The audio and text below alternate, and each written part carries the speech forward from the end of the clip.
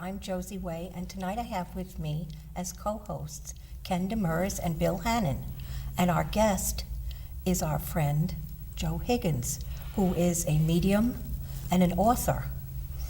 And he's written several books about mediumship and something that everyone can get messages through signs from spirit loved ones, signs from heaven, but messages from above. Welcome. Thanks for having me back, Josie and guys. Good to see you, Joe. Good to be back. Yep. So this new book that you put together, what was the inspiration? Was there any one thing that kind of sparked you along the way, or was it something that you just felt like Well, it's a follow-up book to Hello, Anyone Home, right, that we talked about a couple of years ago, on the basis of how signs are received and how they're put together after one of our loved ones passes over. So it had such a great feedback from people. They wanted some more information on signs, so I decided to write this follow-up book. I got your message. Oh, Understanding right. signs That's from the name deceased of loved it? ones. Yeah. Yeah. So a lot of people can relate to getting signs. So we put together probably like 35 or 40 stories, individual stories in the book. Plus I ask certain questions and answer them for people concerning some of the most common signs. So would somebody reading the book who maybe has lost somebody close, has had an experience or two, but just kind of shirked it off, they would recognize something possibly that? Well, that's one of the reasons why I wrote the book, because if they think they might have gotten a sign or they're not sure, they will see some of the common signs that we have, but they'll also read accounts from other people that have lost loved ones, children, spouses, friends, whatever, and they'll see that they got signs, and a lot of them will be similar to perhaps a sign that they thought they weren't sure about. So they can relate to it, and I wanted people to relate to other people's stories to let them know that they're not alone having these experiences. And they really are signs. I know after my son passed, a friend of mine and I kept seeing butterflies, a lot of butterflies, and it was too early in the year for butterflies. He passed in April. So they were very, very early butterflies if they were, and the coincidence just was that both of us were experiencing it. That's one of the big things with signs, is if people make that immediate connection that it is from their loved one, then they've accepted it, and it's a true sign. So they really don't have to fight over, if it was or if it wasn't. If it really grabs you right away, you can tell it's an authentic sign. Well, it's interesting, Josie, that you bring that subject up. That specific instance, because of the butterflies on the cover of the book, right? Yeah. Well, I wanted to have certain signs that I talked about that were very common, and one of them obviously is the butterfly. Some of the other ones are feathers and coins and numbers. And the reason I picked some of these, in the first book I talk about sounds and music and smells, which I include in this book also. Right. But I wanted to also put in some more of the more common ones, like I said, like feathers and numbers and coins. Feathers, numbers, and coins are always interesting, especially when coins keep turning up for people. All right. I don't understand coins.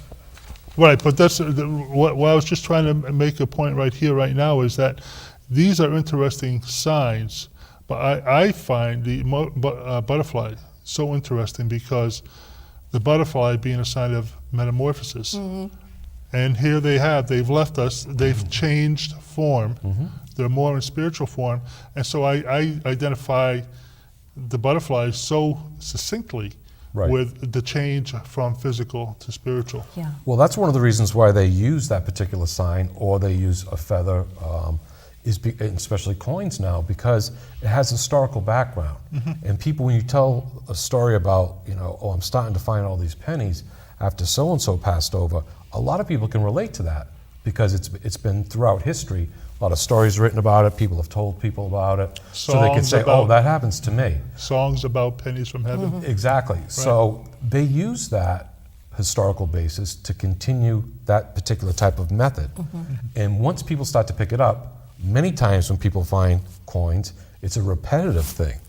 So it increases the strength of the sign when these coins continue to appear over a longer period of time. And a lot of times people will find them during times of stress or when they're thinking about their loved one or special occasions. So you're saying that people are finding the coins in odd places? In odd places, yes, absolutely. It gets to the point where when people find some of these coins, they break out in laughter because it's so obvious. You know, you're talking about people that just vacuum a rug, 4 or 5 times and it's pristine, and they turn around and there's like a quarter in the middle of it. And then like an hour later, they go upstairs after they had just, done their bedroom spread and stuff, and there's another coin sitting right in the middle of it. In the middle of the bed. Right in the middle of the bed.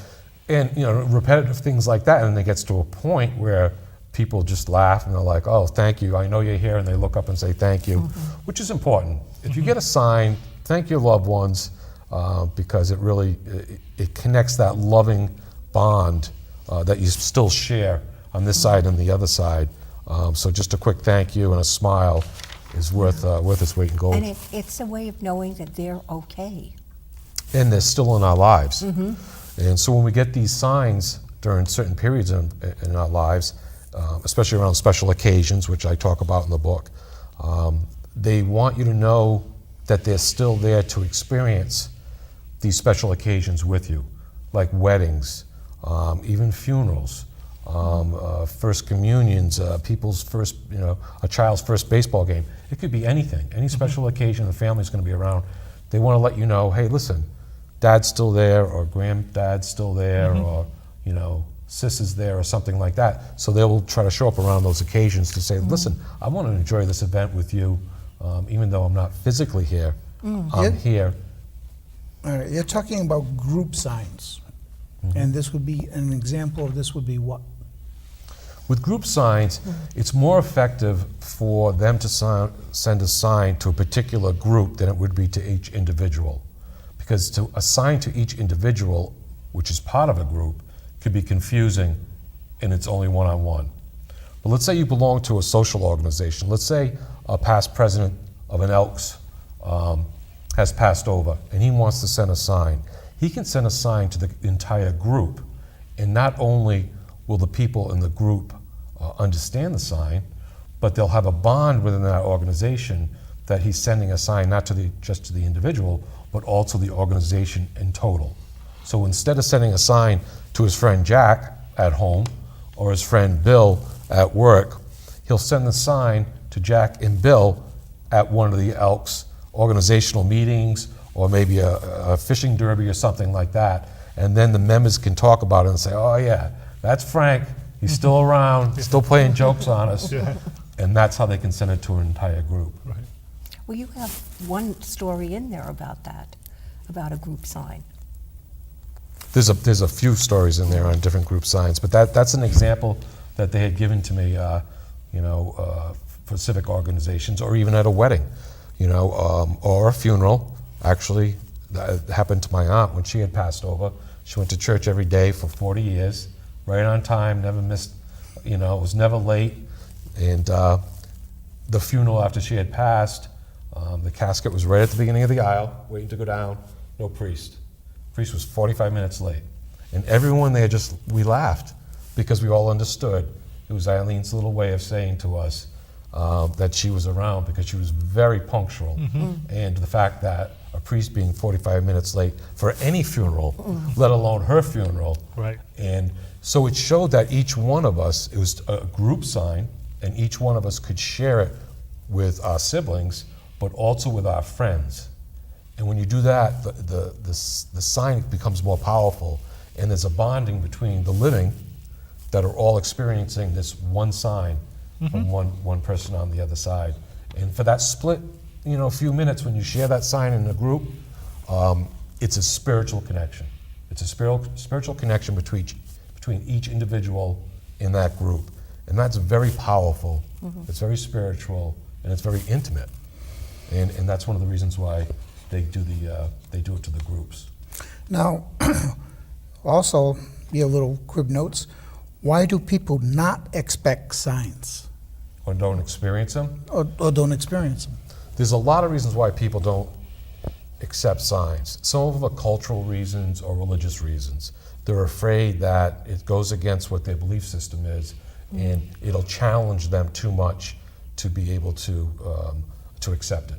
Other times, some people are just scared of a signs and they're not sure of an afterlife. They're afraid of it because of certain cultural things, and they might not want it. They're like, okay, they passed over. I send them my prayers and my love, but I don't want to hear back from them. So, and then other times people say, oh, I want a sign, but subconsciously they really don't want a sign.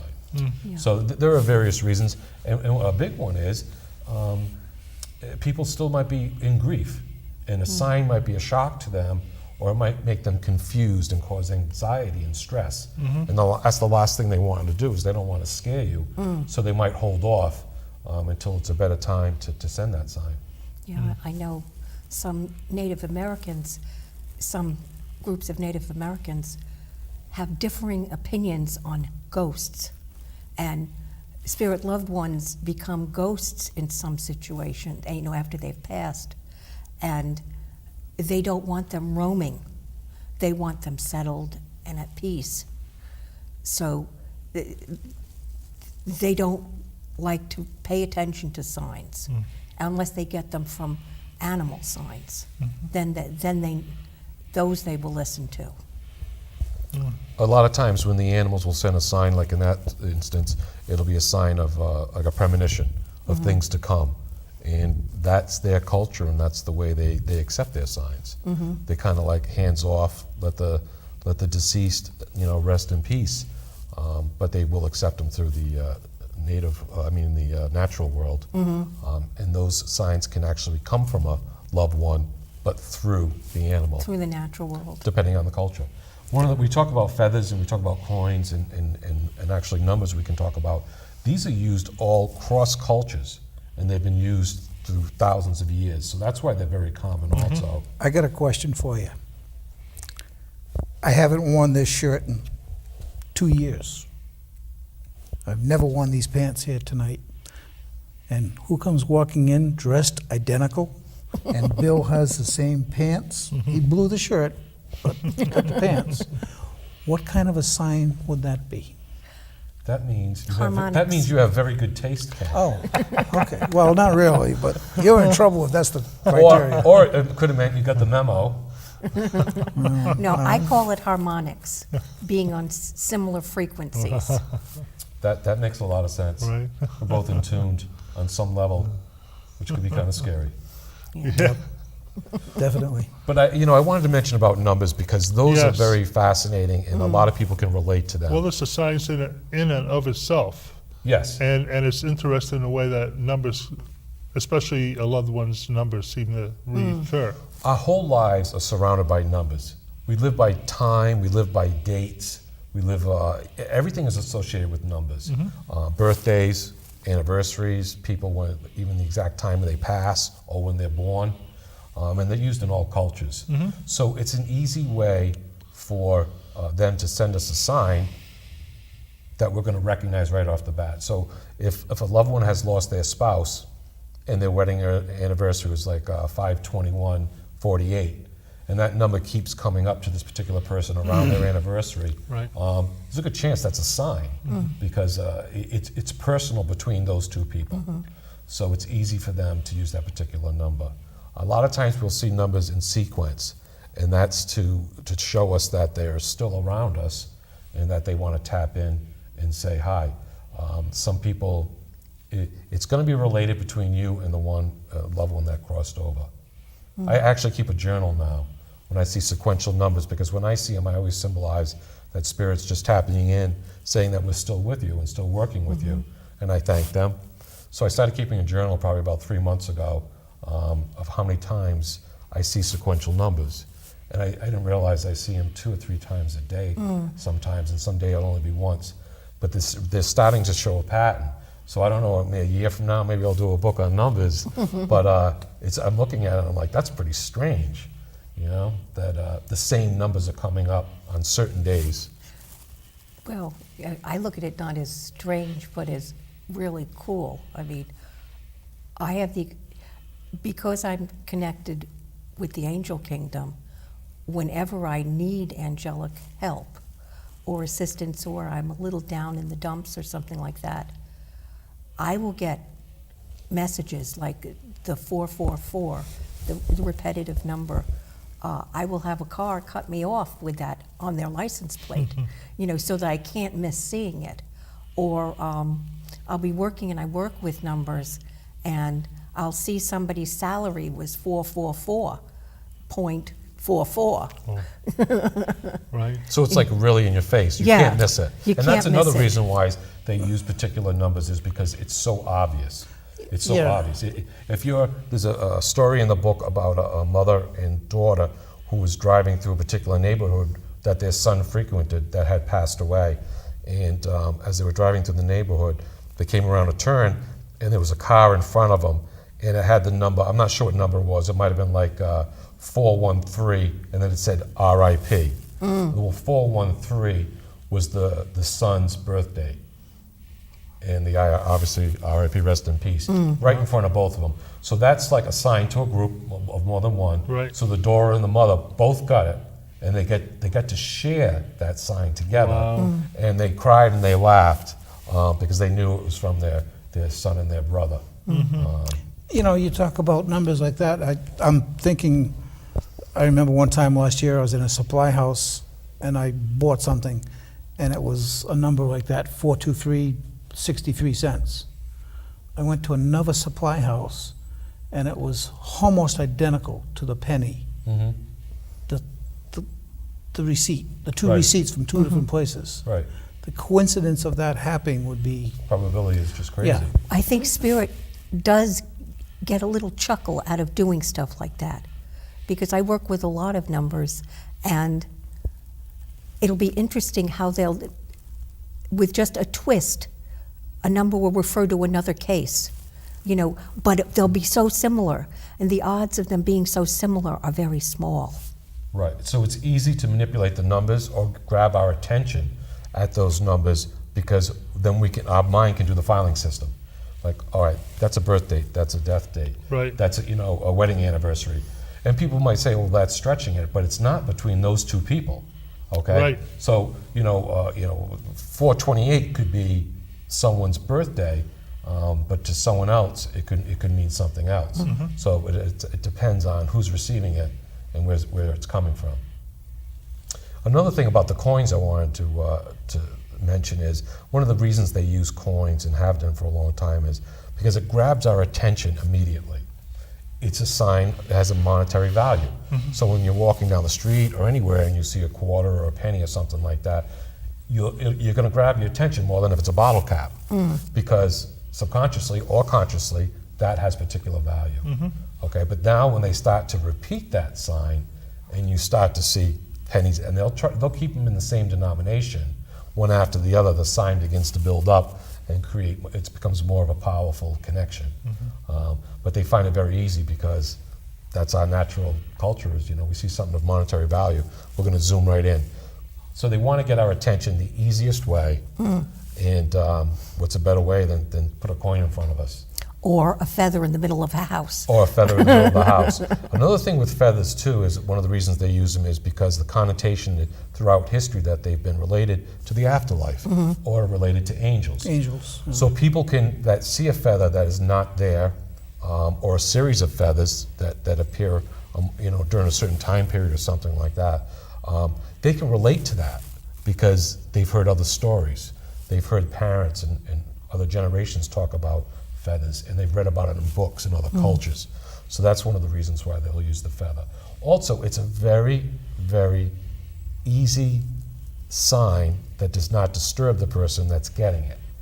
Okay? So if you wanted to contact a loved one and you had a choice of a giant gong, okay, or dropping a feather on grandma, which one you're going to pick? Right. You're going to pick the feather, Right. because you don't want to upset grandma. Now, if you really needed to get grandma's attention, Right. you could hit her with 3 or 4 feathers, Yeah. and they do that. Right. They'll make them bigger, more ornate, Right. or from a different types of bird that you wouldn't expect in that area. And that's like a shout. That's a shout in the feather world. But that's one of the reasons, because it doesn't cause stress or anxiety as opposed to like an explosion or something like that. One thing I find about feathers that's interesting from the various stories I've read over time is that some people will get a feather and it's like they'll take it and they'll put it on a mirror or something like this to kind of remind them all the time. Other times, especially the small white feathers, they have them, and then it seems like they just disappear. And I think that's more like from the angelic realm than you have from, I mean, that's my interpretation. Well, the feathers that come to people are not necessarily all from deceased loved ones. Some of Right. them are from our guides Yeah. and teachers, or the angelic realm, which is a higher developed spirit. Sure. And in that case, that could absolutely happen. We have a story in there from a friend I had met a few months ago who finds feathers all the time. And it's very interesting. Another reasons why they give feathers to people is because people have a tendency to collect them once they start to receive them. Right. And then they display them. And then they talk to other people about, hey, I found a new feather. And it spreads Right. this sign Right.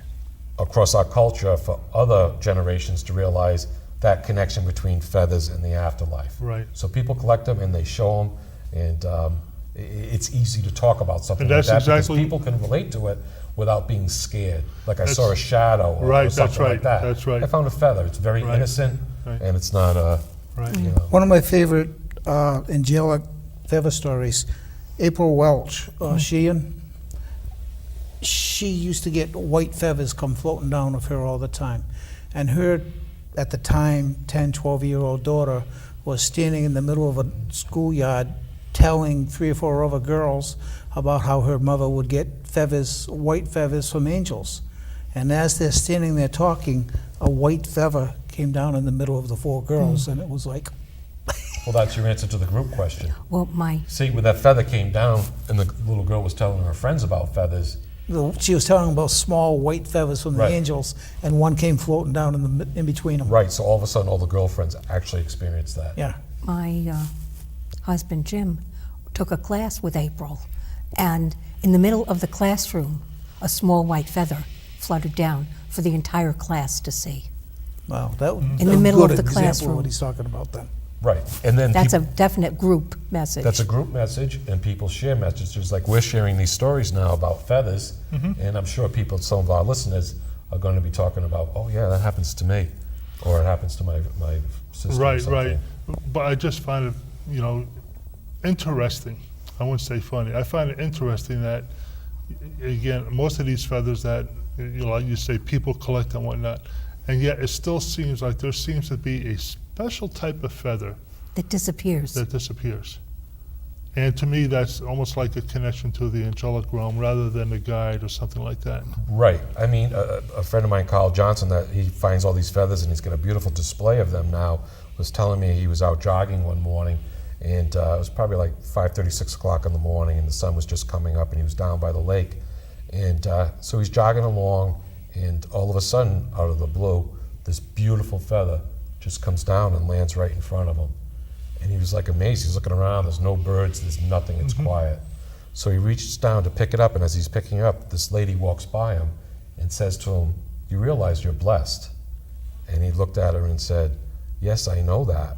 And he continued to pick up the feather, and he went to turn to ask her a question, and she was gone. Oh, And he says, this lady was not jogging, and I was on a long stretch of path that wasn't winding, and she had nowhere to go. right. But so then he realized, he goes, oh, this particular feather is from the angelic realm, as opposed to, What kind of feather was it? I'm not sure. I'd have to look at my notes. Interesting. Well, that's exactly the reason why I brought this up, though, because a lot of people do distinguish the difference between the two. Yeah. And, the very fact that he had an appearance and then the apparition was gone. Right. And usually people that find feathers, they find them all the time. That's their gig. Yeah. It's like people that find coins. They find them all the time. Because once they sink into what works, right. they're going to stay with what works. They make the connection with that frequency. Right. Right. And it works. Why mess it up and decide to say, all right, we're going to stop sending feathers or coins, and we're going to start sending them, favorite songs or something. you Sure. know? right. So, Oh, I get them. They might throw those in. They might throw them in once in a while. Right. But people, would be like, I haven't found a feather lately. And then, Right. then all of a sudden they'll find one. Very interesting. I was telling you earlier, one time I had peacocks, and I came walking out of my house. I opened the door and step out onto the porch type thing, and an 18-inch long peacock feather hit me in the top of the head. There's no peacocks. You know, they were somewhere else in the yard. So that thing was hanging on the side of the house, or I have no explanation for it. Well, that's it. A lot of times these things don't have any type of explanation. So what you want to do is you want to, if you really feel like it's from a loved one or someone in angelic realm, then it is, because they put that thought in your mind to be aware of what's happening. And we want to remind people too, over 20 million Americans believe that they've had some type of sign from a deceased loved one. And that's just in America. And that's just one particular Well, poll. where did you get that number? That poll comes from a Pew study that does one of the major organizations that does polling for Polls, all types right, of that's right. information. Right. So that's just in America. You know, you imagine all over the world. Imagine the people that you know weren't polled. Sure. I wasn't polled, so 20 million and one. That's about Right. 8%. That's about 8%. And that's, you know, and that doesn't include the people that were around before the polling took place. I mean, you know, I'm sure they have ways to balance and stuff, but it's a lot of people. So we want to let people know they're not alone. Other people are having signs, and it's important to say thank you once you get it. And don't be anxious over it. Talk about it with your friends, and I guarantee either your friends had it or one of their friends or someone in your family has experienced some type of sign. Yeah. My son sometimes lets me know that he's been around and with purple feathers, feathers that couldn't possibly come from any bird that exists. But he had a stuffed animal that had purple feathers, a little boa type thing around Right. its neck. And we were going to get rid of it. And he said, no, don't get rid of it. It makes it different, you know.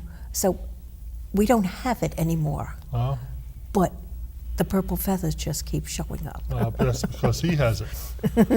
That's right. Keeps dropping them in on you. Okay. Well, I see we only have a few minutes here. Right. Thank you so very much for being with us today, and thank you for being with us. Yeah, it was a very interesting conversation Yeah. to be able to bridge different realities and whatnot. If there's one thing you'd like people to know about signs, It's basically that millions of people get them. They're a simple hello from our deceased loved ones, and that we don't die. Life continues, and it really is a wonderful experience, this side and the other side. So never lose hope. And you can get my book on Amazon.com or my That's great. website, joehiggins.com. Oh, that's excellent, excellent.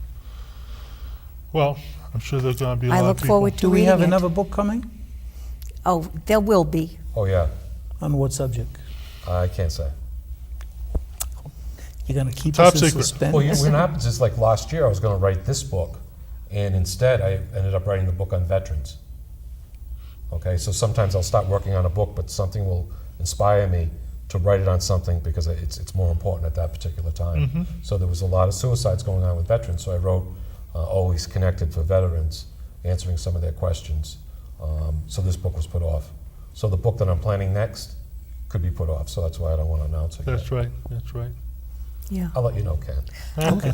And we'll have to do another show about what it's like to do writing. Sure, that would be great. I don't know where we are time-wise. As far as doing writing, is the major ingredient inspiration and perspiration? Oh yeah, absolutely. Inspiration is the fun part. Perspiration is the you have to be focused and The disciplined. disciplined. So we How can much talk time about do you that. spend a day doing writing, actual writing? It depends. It It depends on the varies. project. It depends on what else is going on in my life. So we could spend a whole show talking about that. Right. Yes, we could. Thank you very much, Thank you for having me. and we'll have you back. Fantastic. Yeah, that was very I think we insightful. just- Thank you very much, Joe. Thank you. Thank you for joining us on Psychic Holistic Spotlight.